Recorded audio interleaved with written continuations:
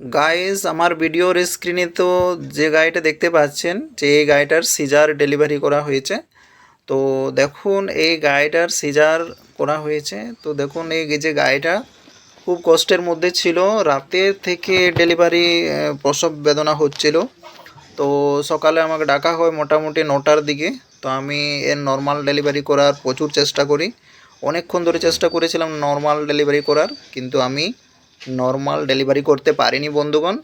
অনেক চেষ্টা করার পরেও যখন পারলাম না, তখন আমি দেখলাম যে বাচ্চাটা জীবিত আছে। তখন পশুর মালিককে বললাম যে যদি এই গাড়িটার সিজার করা হয় তাহলে কিন্তু বাচ্চাটাও জীবিত থাকতে পারে।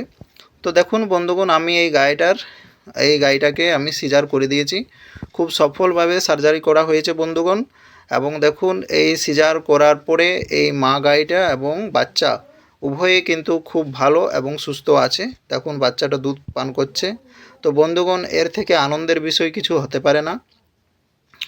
ঠিক আছে বন্ধুগণ, তো এই সার্জারি একটা খুবই জটিল প্রক্রিয়া। সিজার খুবই জটিল প্রক্রিয়া। এই অপারেশনটা অবশ্যই একজন দক্ষ, যারা সার্জারিতে যারা স্পেশালিস্ট তাদেরকে দিয়েই করাবেন। এটা যে কাউকে দিয়ে এই অপারেশনটা করাবেন না বন্ধুগণ। তো আমার ভিডিও ভালো থাকলে অবশ্যই লাইক, শেয়ার ও সাবস্ক্রাইব করবেন বন্ধুগণ। তো আমার পাশে থাকবেন। তো ধন্যবাদ বন্ধুগণ।